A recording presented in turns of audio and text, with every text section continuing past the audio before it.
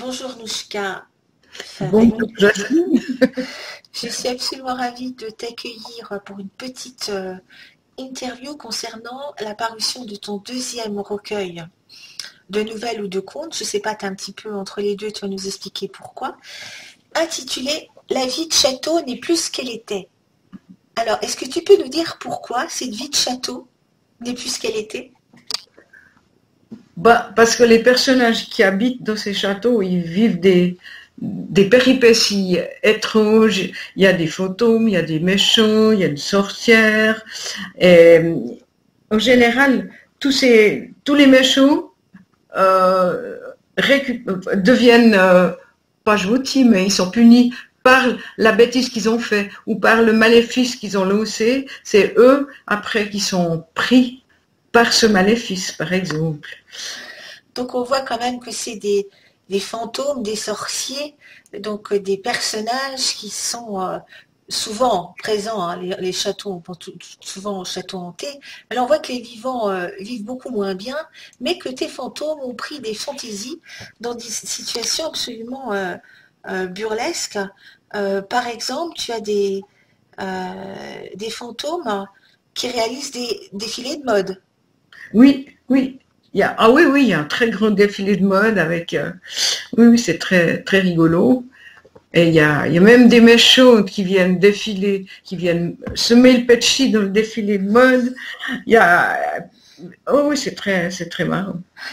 Et ces C'est fantômes tragique et rigolo. Oui, et ces fantômes qui animent, qui vivent dans des châteaux, les font même visiter, ces châteaux. Il y a une Certains, oui, dans une des nouvelles, il se transforme oui, oui, il y a ça.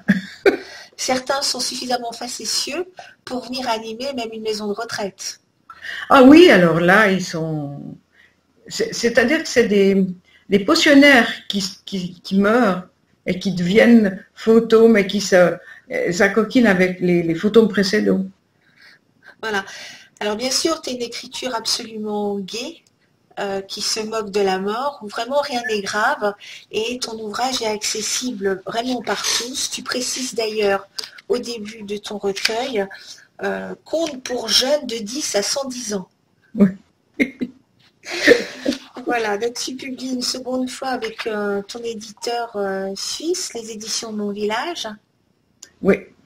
Voilà, ton livre est en vente d'ailleurs sur le site de l'éditeur et donc il est accessible à tout le monde, même s'il est affiché en France suisse, derrière il y a un mécanisme pour pouvoir acheter sereinement ton ouvrage.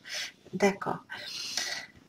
Euh, alors, il y a beaucoup de fantaisie chez toi dans les situations, dans les contes. On est souvent surpris et tu t'amuses à régulièrement nous surprendre. Bon, je peux le dire assez facilement parce que ça fait quelques années que je t'accompagne dans l'écriture. Donc, on parle d'une troisième année d'écrivain qui est devenue une troisième année perpétuelle. Je crois que ça doit faire 6 ou 7 ans. Oui, Voilà. oui. Et ce qu'on apprécie en général, parce que c'est un travail de création en petit groupe, c'est que en plus de tes personnages qui sont savoureux, c'est une écriture absolument visuelle avec des descriptions qui sont prenantes. Est-ce que tu voudrais bien nous en donner un petit exemple, par exemple, la première qui ouvre ton recueil? Alors, c'est le conte qui s'intitule Un trou dans la mémoire. Oui. Alors, boudé par la lune, la nuit se vautrait dans sa noirceur. Le vent malmenait les nuages, éclipsant les étoiles par intermittence. Dans la bourrasque, les ramures des arbres de la colline se tordaient. Une fenêtre du château de la Corneille Bleue laissait transparaître un lumignon vacillant. S'entremêlant aux briques, des fentes semblaient permettre au bâtiment de respirer. Voilà. Merci Nushka. Donc, ce qui est caractéristique de tes descriptions, c'est qu'elles sont très vivantes. Les objets ont leur propre vie. Et là, une fente dans la pierre se met à respirer. Donc, dès les premières lignes, vraiment, tu nous entraînes dans des univers assez rigolo, assez fantastique.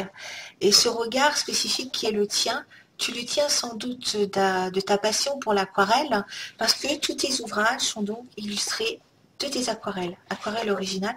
Donc je vais montrer la couverture.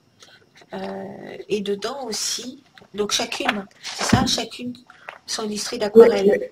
il y a un château, il y a l'aquarelle d'un château pour chaque nouvelle, et puis il y a encore des autres, des aquarelles à l'intérieur, qu'on voit, je ne sais pas. Par exemple, oui. Voilà. Donc, toutes ces histoires se passent dans des châteaux, petits ou grands. Je découvre. Donc, ça fait, donc c'est ton deuxième recueil de contes et de Oui. nouvelles. Et donc, je pense que ton éditeur est satisfait, que tu as déjà pu rencontrer des lecteurs. Quel Oui. retour tu en as eu?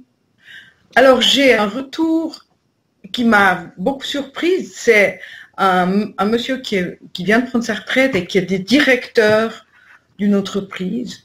Et puis je me suis dit, oh bon, bah, mais m'a dit, j'adore tes histoires. Et puis sa femme m'a dit, oh, tu as un fan, tu as un fan. Alors là, j'étais contente. Ben oui, tout à fait. Tu as fait quelques signatures, des présentations, je pense, en vernissage. Oui, on a fait un petit vernissage, mais un peu. C'était juste avant Noël, alors oui, il y a eu comme une vingtaine de personnes. Puis j'en ai vendu moi-même à plein de connaissances. J'en ai vendu bientôt une centaine, je pense. Juste comme ça. Alors, je suis contente. Oui, parce il est paru juste avant Noël, c'est ça? Oui, oui, oui. Donc ça va assez vite, quoi. Voilà. Et maintenant, tu es dans une autre aventure d'écriture, on peut déjà, d'ores et déjà l'annoncer. Après avoir exploré quand même quelques années le conte et la nouvelle, tu t'es lancé dans un roman. Mais il y a toujours une constante avec toi, il y a encore des sorciers, des fantômes. Oui, oui, oui. Alors moi, c'est inconditionnel chez moi, je crois. Il faut du fantastique parce que ça me permet d'inventer tout ce que je veux. Je trahis personne et puis je raconte des histoires qui me passent par la tête. Puis c'est jouissif. Moi, je me plais à écrire et donc je me dis, ah ben, je fais d'abord une espèce de séquence pied et puis après, ben, une fois que j'ai une idée, j'écris.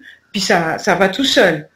En fait, c'est comme une trame, et puis après, je reprends, et puis je relis, je rajoute, on fait des ateliers, on me dit, oh, mais là, tu vois, tu aurais pu mettre quelque chose de plus, ou bien là, c'est un peu trop, puis après, je reprends le texte, et puis moi, j'ai un plaisir fou à fouiller dans mon texte, puis à rajouter des mots, ou à changer des tournures de phrases, à trouver des mots qui vont bien, qui sont beaux, qui sonnent bien.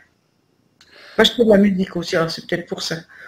Oui, donc c'est très complémentaire entre Oui, l'aquarelle, oui, la musique et l'écriture. Et le fait de travailler successivement en atelier avec des regards très différents et des suggestions aussi très différentes. Bon, c'est vrai qu'on ne te passe rien, hein.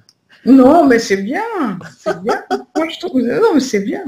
Ça sert à une question. Des fois, au début, j'avais un peu de peine parce que je trouvais quand même, non, non, non, non. Mais après, je trouve que c'est vraiment bien. Je me réjouis d'une fois à l'autre pour voir ce qu'elles vont, ce qu'elles vont trouver, puis ça donne des idées aussi. C'est chouette. Ouais, ouais. Ah ben, c'est Je d'accord. recommande à tout le monde ces ateliers d'écriture, c'est vraiment bien. Merci beaucoup. Très bien, mais écoute, je te remercie beaucoup. Je vais laisser le lien pour ceux qui sont intéressés pour acheter ton ouvrage. Et bien sûr, on te retrouve régulièrement pour ton roman. Voilà. À, à bientôt.